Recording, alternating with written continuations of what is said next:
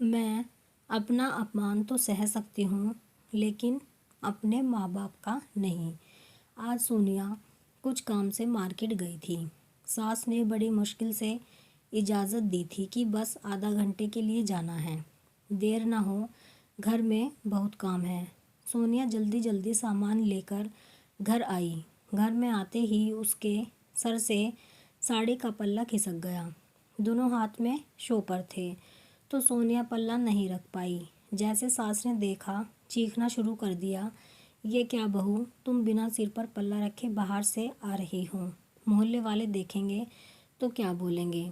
हमारी इज्जत का बिल्कुल भी ख्याल नहीं है तुम्हें। हमारे खानदान में बहुएं बिना घूंघट बाहर नहीं निकलती। हमने तो तुम्हें सिर्फ सिर पर पल्ला रखने को बोला था, वो भी तुमसे नहीं किया जाता। सोनिया के बाहर से आते ही सासू माँ पूनम जी ने तानों की बौछार करने लगी। सोनिया बेचारी चुपचाप उनकी बातें सुन ली, कोई जवाब नहीं दिया। सोनिया की शादी कुछ साल पहले राहुल से हुई थी।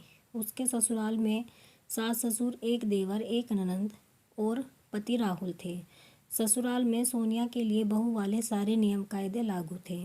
सुबह जल्दी उठना, रात को सारा काम निपटा कर सोना, सास ससुर की आवाज़ पर दौड़े आना, देवर नंदों की खाने पीने की फरमाइशें बिना देर किए पूरी करना। सोनिया ससुराल में सामंजस्य बैठाने की पूरी कोशिश करती, लेकिन उससे ज़रा सी भी गलती हो जाती तो पूनम जी बातें सुनाने लगती। उस समय वो गुस्से में सोनिया को कुछ भी कह देती। सोनिया अपने संस्कारों की वजह से चुप रहती और हमेशा कोशिश करती कि सासू माँ को शिकायत का मौका न दे, लेकिन सासू माँ कभी खुश ही नहीं होती। हर बार हर चीज़ में कोई ना कोई कमी निकाल देती। सोनिया की मम्मी का जन्मदिन था, इसलिए सोनिया सासू माँ से कुछ दिन रहने की इजाज़त लेकर मायके आई थी। बहुत दिनों बाद सोनिया ने खुली हवा में सांस ली थी। मायके आकर उसकी बहू की बेड़ियाँ टूटकर बेटी के पायल की रुंझुन में बदल जाती थी। सोनिया माँ बाप के पास बहुत खुश थी। वो सोचती, काश वक्त यहीं रुक जाए और उसको ससुराल ना जाना पड़े। कुछ दिनों बाद राहुल सोनिया को लेने गया। उस वक्त अपने ससुराल वालों के लिए कुछ गिफ्ट लेने मार्केट गई थी। राहुल सोनिया का इंतज़ार करने लगा। इतने में उसकी माँ पूनम जी का फ़ोन आया। पूनम जी बोली, कितनी देर में घर पहुँचोगे? वो, मम्मी, सोनिया थोड़ा मार्केट गई है, थोड़ी देर में आती होगी, फिर आते हैं। इतना सुनना था कि पूनम जी ने राहुल को न जाने क्या क्या बोल दिया कि उसके चेहरे पर गुस्सा और नाराज़गी झलकने लगी और वो गुस्से से एकदम लाल हुआ जा रहा था। सोनिया के घर आते ही राहुल उसे भला बुरा कहने लगा। जब सोनिया के मम्मी पापा ने उसे समझाना चाहा तो गुस्से में उसने उनको भी बहुत सुना दिया। राहुल को अपने मम्मी पापा का अपमान करते देख सोनिया के आंसू बहने लगे। वो राहुल को कुछ कहना चाह रही थी, लेकिन सोनिया की मम्मी ने उसे चुप रहने का इशारा किया। मजबूरी में सोनिया चुपचाप सब सुनती रही। सोनिया से अपने माँ बाप का अपमान सहन नहीं हो रहा था। पूरे रास्ते दोनों ने आपस में बात नहीं की। घर में कदम रखते ही पूनम जी ने सोनिया को फटकार शुरू कर दी।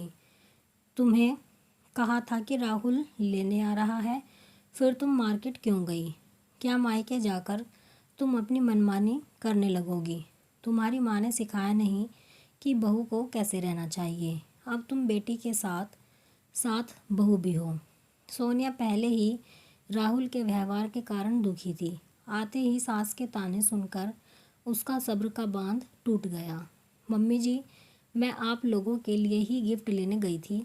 मार्केट में भीड़ थी, इसलिए आने में देर हो गई और मेरी माँ ने मुझे बहुत कुछ सिखाया है, इसलिए मैं आज तक चुप थी।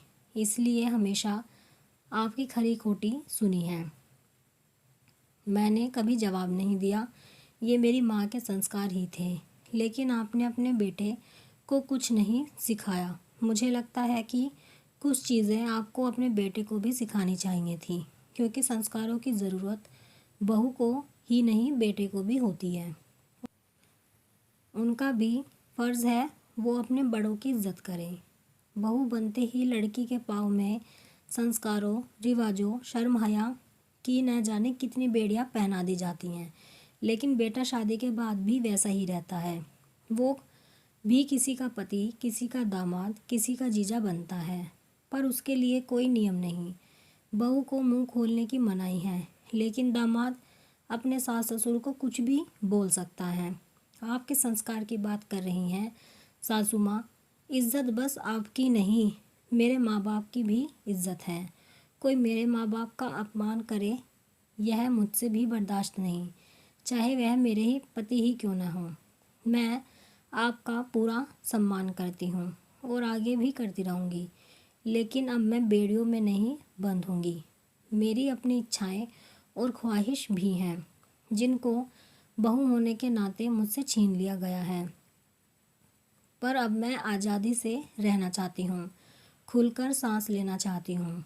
इस घर के दकियानूसी रिवाजों को तोड़ना चाहती हूँ, ताकि आगे आने वाली बहू इस घर में खुलकर सांस ले सकें। अपने को बेचारी बनाकर खुद को अपनी और उनकी नज़रों में नहीं गिराना चाहती। पूनम जी और राहुल सोनिया को हैरानी से देखते रहे। उनको सोनिया ऐसे जवाब देगी उन्हें उम्मीद नहीं थी। दोनों ने चुप रहना ही उचित समझा। शायद ऐसी गलती वो फिर कभी नहीं करेंगे। उस दिन के बाद से सोनिया ने उस घर में अपने लिए जगह बना ली थी। अब वो गलत को बर्दाश्त नहीं करती, क्योंकि वो बेचारी नहीं थी। आप कमेंट में ज़रूर बताएं कि आपको ये कहानी कैसी लगी है। अगर आपको कहानी पसंद आई है तो वीडियो को लाइक करें, शेयर करें और चैनल को सब्सक्राइब करें ऐसी ही कहानियों के लिए।